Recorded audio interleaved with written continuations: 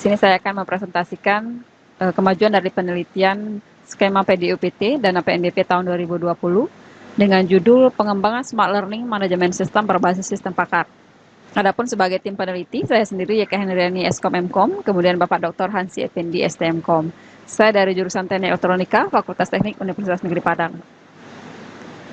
Adapun latar belakang dari penelitian ini yang pertama adalah karena karakteristik mahasiswa yang berbeda-beda.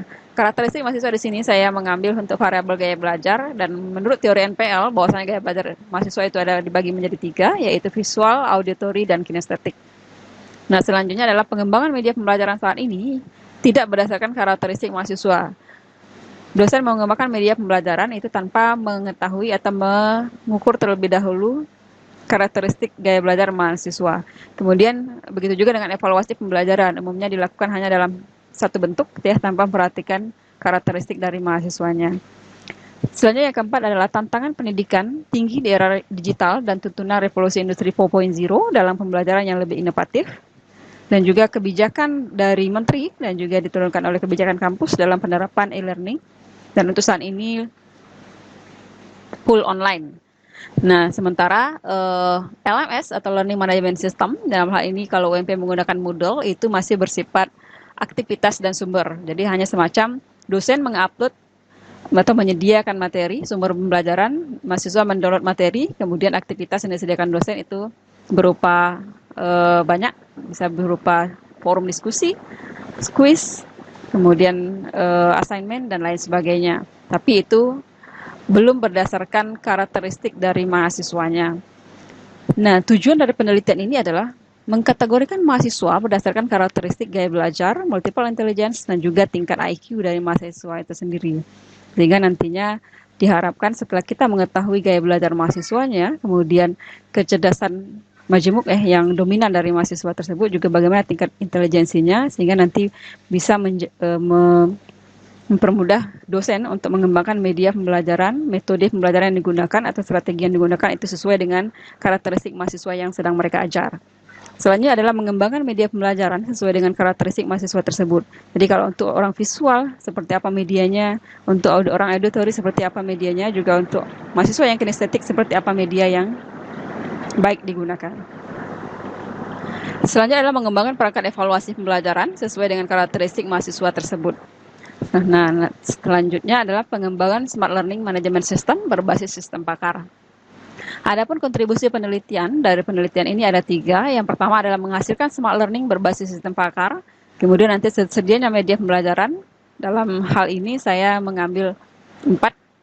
Ya, saya mengembangkan 4 media pembelajaran berupa job sheet ya, untuk mahasiswa kinestetik, kemudian video tutorial, e-modul, dan game edukasi berbasis Android untuk mata kuliah pemrograman visual.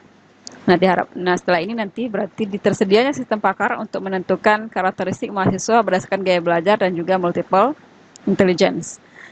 Penelitian ini merupakan penelitian tahun kedua, dan tahun pertama itu sudah diambil ya uji coba angket untuk menentukan gaya belajar 60 mahasiswa, baik itu di jurusan elektro maupun di jurusan teknik elektronika, dan sudah dapatkan hasilnya perbandingan antara mahasiswa yang visual, audio, dan kinestetik.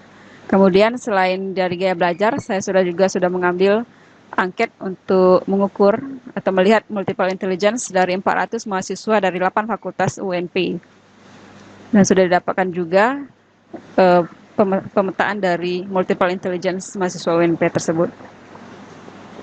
Nah, kemudian perancangan Smart Learning Management Systemnya, kalau kemarin baru 70%, dan sekarang alhamdulillah sudah selesai dan sudah di-publish juga. Luaran penelitian, pertama itu adalah ada artikel seminar internasional PSSHRS dengan judul Learning Style as a Variable to Develop a Smart Learning Management System. Itu kemarin sudah dipresentasikan, tapi belum dimuat di proceeding terindeks, makanya artikel ini juga sudah saya teruskan dan sudah di-accepted di Cypriot Journal of Educational Science Q3 dan akan dipublish di bulan Oktober nanti.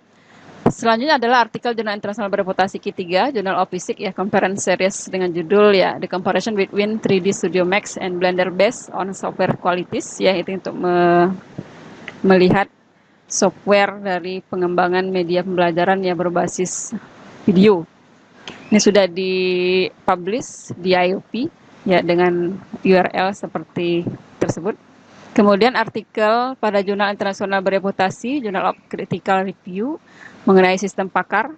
Dalam artikel ini ya sistem pakar in detection children intelligence using certainty factor juga sudah dipublish. Selanjutnya adalah buku ajar untuk mata kuliah pemrograman visual, itu sekarang sudah di penerbit ya, dalam proses terbit. Sementara untuk yang kelima, luaran penelitian kelima adalah buku pemrograman Android ya, sudah publish dengan ISBN 97862379250033. Nah, selanjutnya sistem pakar karakteristik mahasiswa juga sudah dipublish di http smartlearningyk.com. Untuk yang ketujuh itu masih draft pengurusan HKI dari sistem pakar ini, dan sekarang sedang diproses sedang saya urus proses HKI-nya. Ini produk keluaran penelitian, ini aplikasi sistem pakar karakteristik mahasiswanya, sudah selesai dan sudah dipublish di smartlearningyk.com. Nah, kemudian untuk buku ber-ISBN itu yang baru publish satu, yaitu buku pemrograman Android, teori dan aplikasi. Kemudian untuk pemrograman buku ajar, pemrograman visualnya, itu sedang di penerbit, proses penerbitan. Kemudian untuk buku ajar, yang untuk bahan media pembelajaran nanti, ada yang berupa job sheet, berupa e-modul, video tutorial, dan game edukasi. Ini juga akan diurus ISBN dan juga HKI-nya. Nah, rencana tahap selanjutnya adalah evaluasi hasil uji coba terbatas ya, dan penyelesaian laporan akhir. Kemudian nanti akan dipublikasikan lagi secara ilmiah di jurnal berindeks, di jurnal bereputasi internasional. Kemudian HKI dari produk media pembelajaran berupa e-modul, video tutorial, dan juga game edukasi. Terima kasih, demikian yang bisa saya sampaikan. Wabillahi taufiq wal hidayah. Wassalamualaikum warahmatullahi wabarakatuh.